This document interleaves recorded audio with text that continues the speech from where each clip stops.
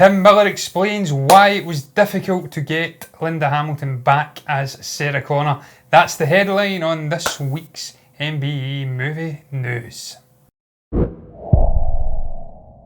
Yes, John, that is the headline on this week's MBE movie news. But before that, there is a bit of news coming in from the BBC. This is actually from a couple of days ago, but got a bit more details about it. Kevin Hart suffered major injuries in a car crash on Sunday.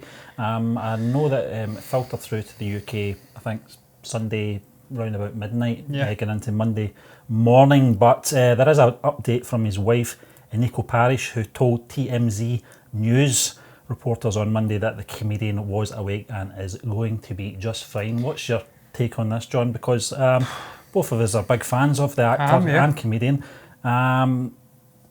So I heard the news, I think after our recordings, our last recordings, and I was quite shook up about it, actually. Yeah, Stephen, it was very shocking. I actually was getting into my bed because I'm a very late nodder, shall we say. I go to my bed around about 2 in the morning. I don't know why, but I was settling in. I seen it come up, and I was very, very taken aback by it. Big fan of Kevin Hart. Yeah. Love the guy off the screen as well as on the screen. I've seen him doing little bits with Conan O'Brien and whatnot. He's just a very, very funny guy, very down-to-earth guy, very disciplined and hard-working in his craft, just everything in general. He's a great inspiration to lots of young children, be it from black communities or just in general, about how to make a success of yourself if you're not perhaps the stereotypical or atypical A-lister, and not 6 foot 5'10" or whatever with blonde hair and blue eyes and chiselled. He's slightly shorter. He's came from obviously a minor community, and he's really propelled himself up into the limelight, and he's a fantastic actor as well. Stephen, loved him and his collaborations alongside Dwayne Johnson, the likes of Central Intelligence, and then obviously most recently in Jumanji.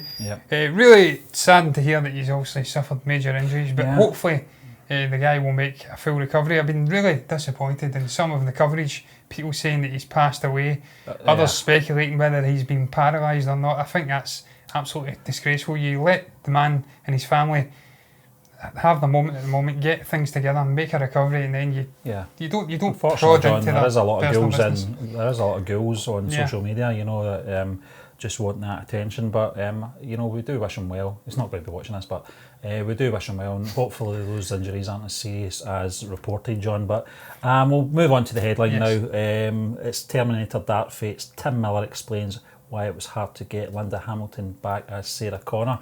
I don't know too much about this other than what I've read in this article, because after Terminator 2, I didn't really follow her career, to be honest with you. I knew that she was in a sort of television adaptation of Beauty and the Beast, but apart from that, not much else. I kind of thought maybe perhaps she just had enough, but you just naturally assume that actors always crave attention. They always want to be on that platform performing. It's not the case, and it's certainly not the case for Linda Hamilton. In the article, John, if you want to just break it down and give the reasons, you know, that Tim Miller's speaking about. But I think it's quite admirable, you know, that someone at the top of their game, and she certainly was in T2, an absolute standout. The transformation in that woman from Sarah Connor in the first movie to that second film was like night and day. Yeah, totally unrecognisable, Stephen. She goes from this quivering wreck in the first movie to hardened, made of almost steel. Like, super soldier. Super soldier, absolutely incredible transformation, and just one of the, I'd like to say, I was about to say trio of great female actors, but really it's quartet. The likes of Jamie Lee Curtis, Sigourney Weaver, Carrie Fisher, and obviously Linda Hamilton. From that time, From that time coming through, really makes an absolute mockery of today's generation, and them trying to thrust female leads into every major role because it's something that's new. Well, it wasn't. It was been done 30, 40 years ago with the likes of James Cameron and whatnot, and George Lucas. John Carpenter, John Carpenter. So, she's one of the pioneers of that era, just bringing strong female leads into movies and not doing it in a way where it's not on people's noses out of joy. It was just beautifully and organic in the way that it was implemented into the story, and you believed that these people had the right to have this strength and they were perfectly equipped to deal with themselves. But Stephen, you're absolutely right when he says, Tim Miller, in a short little quote, his reasons for why it was such a struggle to bring her back in. He says the that she doesn't really care about any of the trappings of stardom. In fact, she doesn't seem to want it at all. One of the hardest things for her was coming back to this character and knowing she'd have to step into the spotlight once again. Yeah. She actually spoke, Stephen, previously about it as well, saying that she had hesitations, that she wanted to trade in this lovely, authentic life that she has. She didn't want to impact upon her neighbours, perhaps paparazzi and just people snooping around. She had this sort of a secluded lifestyle where they were neighbours because of who they were and just happenstance being together, but not of what they did. And she didn't really, she wasn't keen on that creeping back into her life, the whole, obviously, people snooping around their business and whatnot. So, as you did say, very admirable.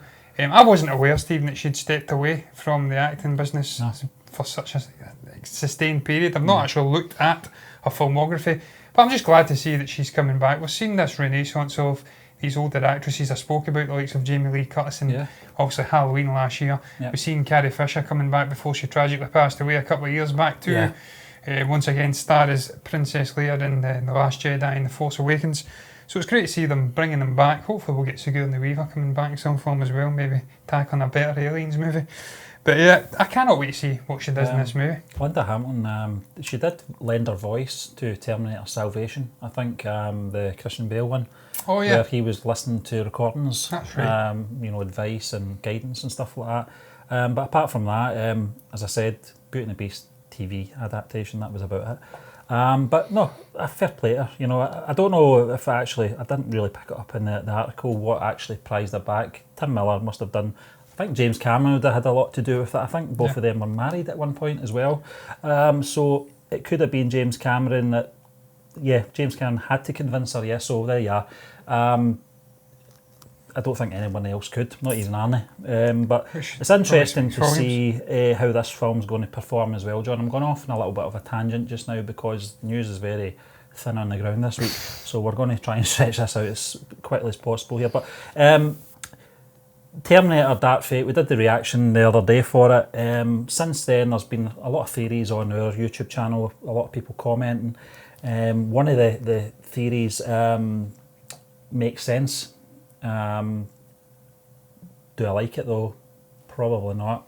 This is the one that it's about Linda Hamilton's character actually did do away with Skynet and Cyberdyne systems, but there was a new threat came about after Judgment Day, and this Terminator that we see Arnold Schwarzenegger playing in this new movie is actually another version that actually killed John Connor, and he's served his purpose, so he's just, I was going to say living out his existence, but they don't live obviously, but just seeing out his robotic cyborg existence in the middle of nowhere. And this is where the beef comes from. We questioned that in the reaction, John, as well. What is Linda Hamilton, or Sarah Connor, what is her problem with this machine? Stephen, I think it's a great theory. The more I've read it, the more I think it's perhaps what they are doing. I don't know where the chap actually got his hands on information. Perhaps it's been leaked or something, we've not seen it, I don't know. Or maybe it's just his personal theory, but I like the theory. I think it's probably what they're going to do with the story. It's not my personal choice, because I'm more of a John Connor fan. When I think of the Terminator, I think of Arnold Schwarzenegger, I think of Edward Furlong and Linda Hamilton. They are the primary characters. We've got Arnie back, we've got Linda Hamilton back. Edward Furlong is coming back for a very minor role apparently. That was straight from his words. So, his mouth. So, I think they're probably going to utilise him in a flashback. It'll be him getting killed. They'll maybe de-age him. I think this is what they're going to do. And it would explain why the Terminator, as you did mention, has this strange beef with Sarah Connor. How does that affect your decision on if you're going to see this movie or not, John? Because obviously you being a big John Connor fan, John Connor's killed off within the first 15 minutes of the film. I'll be waiting, Stephen, to the critics speak about this movie. People who I trust, whose judgment I trust on movies, once they come out and tell me what their thoughts are, even if it does play out that John Connor is killed in the first act, and then they then go on to say that it's done in a nice and fitting manner, and that the rest of the story works well and the movie flows, and it's perhaps opening up new possibilities and rejuvenating the franchise, then I will probably go along and give it a bash. But if they're saying it's crap, and they're totally butchering and shiting upon the original two, then I won't be going to see it. There is There is a sort of a plot hole though. But why is this what's the actor's name that's playing this new Gabriel Luna? Yeah. What's his purpose of being here? He's hunting down this other girl. It's a girl, yeah. Stephen, I mean, my theory was that it was going to be Kyle Reese, but that wouldn't make any sense anyway. No. Now, if John Connor's gone, he's gone, you know. Well, maybe they've created a whole new timeline, Stephen's story, where she has a pivotal role to play in this new future and stopping this new wave of perhaps Cyberdyne Mark II Terminators who have arisen from the ashes of the originals. But I think that's what the chap says in the theory as well, that even though she stopped them, managed to stop them, I think it was 98, they came back again, they rose from like phoenix from the ashes. Yeah. They rose in a different form, and then the Terminators ultimately came anyway. Then they came back, assassinated John Connor, and perhaps this little girl grows up to be the person who ultimately saves humanity in this new timeline. Someone else mentioned that, I think it may have been John Roker on Collide. I was watching Collide live, They were discussing the trailer, and he actually mentioned that, but the discard. No, actually, it wasn't that. It was Angry Joe. Angry Joe, and he says that what they're essentially just obviously discarding John Connor for this little female character, little girl. She's this generation's John Connor. So I think, Stephen, this is what we're going to see. They've perhaps not had faith in Edward Furlong coming back and being in the right state of mind to jump right into the role full time. So they've just written him out the story, created a new character who's the saviour, who they're trying to protect. And then we've got this other sort of I don't even know what the hell you'd call it. It's not a love triangle, a hate triangle, I don't know.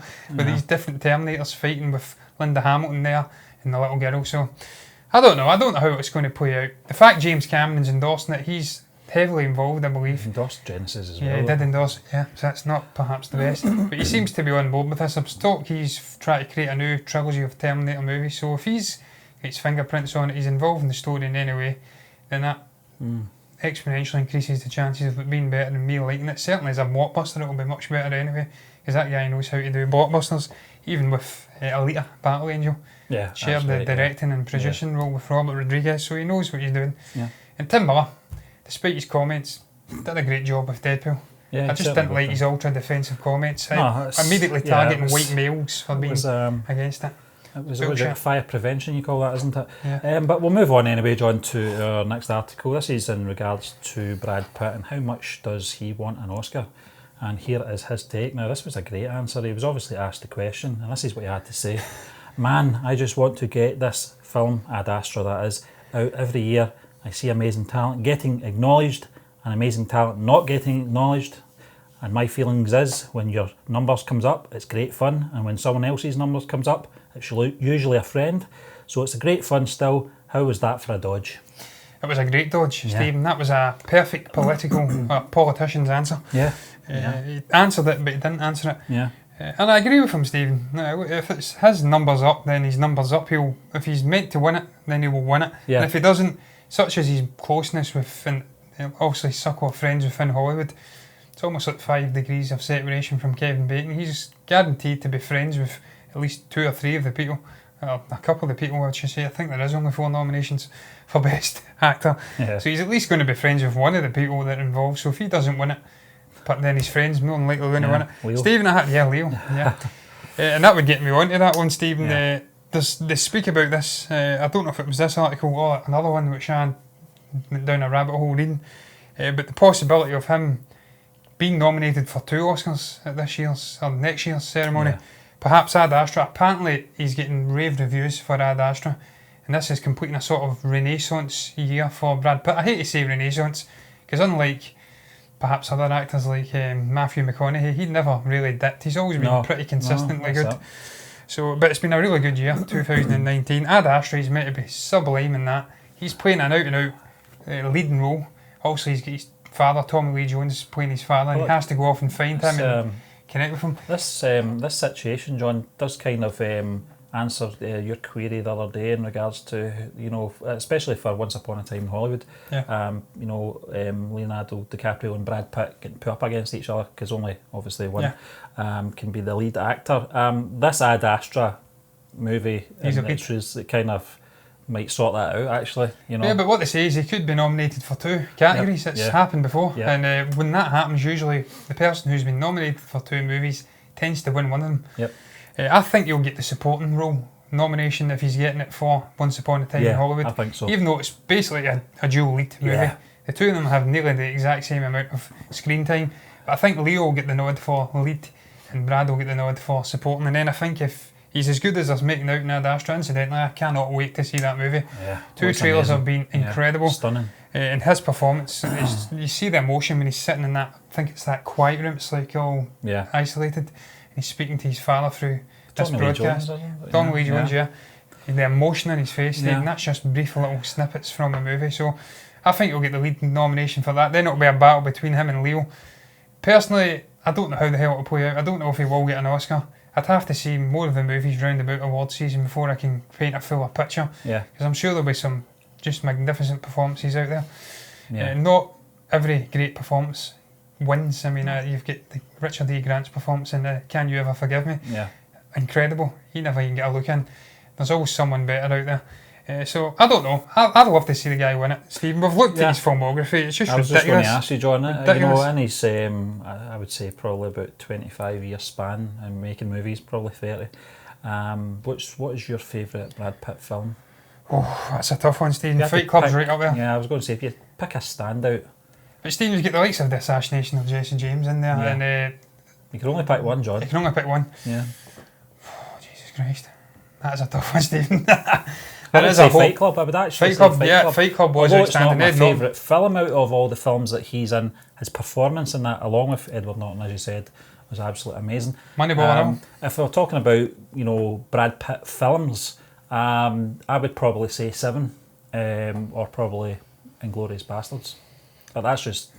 He's had that many, Stephen. He's had so many. The Benjamin Button. But performance-wise, I would have to say Fight Club. Yeah, Fight Club, he was incredible in that alongside Ed Norton. And then Inglourious Bastards, he obviously such a memorable role, but he's been in so many, Stephen, Moneyball and all the rest of it. He's just an incredibly accomplished actor. When he puts his mind to it, sometimes he has little pitfalls like that. Mr. and Mrs. Smith. Yeah. What the hell were you thinking? Brad. But look, hopefully he will get one. Eventually, if he keeps up this calibre of performance, then it will come. It was like Leonardo DiCaprio, Stephen. They had to wait a long time. Yeah. But it came eventually. Hopefully it'll be this year. Yeah. But supporting, because I want Leo to win, because that Rick Dalton character was just, wow. Unbelievable. So there we go. But we'll finish up the show, John, with this little bit of news that keeps springing up every 10 years. Every year that ends in a 4, that is. The Goonies 2 will happen someday, promises main cast. Now, you watched the actual footage of this, John. Yes. At Fan Expo in Canada. Very enjoyable. Fan Expo 25, that is. In Canada. Some of the cast, I don't think they were all there. Yes, Canada. I doubt Josh Brolin was there, but what's your take on this, John? Because I remember in 2004, that is, this news coming about, it was on the interweb, and there was a lot of, there was a lot of rumours going about that it was, that close to being made.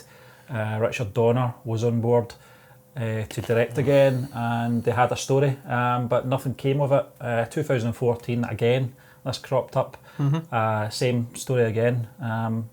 I don't know why it keeps coming up. I don't know whether or not the cast or some of the cast just like to keep the sort of flame going on this one. They don't want to. They don't really want to sort of the big Goonie fans out there. They don't really want to kill any hopes off, and maybe they're just being too nice. But what was your take on the footage that you watched, John? Does it sound like it finally could be on its way? From the footage, Stephen, I would think not. No. I can't lie. They just try to appease the fans there. Yeah. They were asked very early on, will there be a Goonies 2? Will it ever happen? And they says, I think Sean Astin says, I've never heard that one before. And then Ki-Hai Kwan, is it? He came in and says, that's probably my most asked question in the last 20 or 30 years. And they all says maybe. I think Sean Astin actually started singing Someday. Okay. So he started singing. That was a theme throughout this panel. He sang a lot. But yeah, they were all saying someday maybe it will happen. They're annoyed it's not happened yet.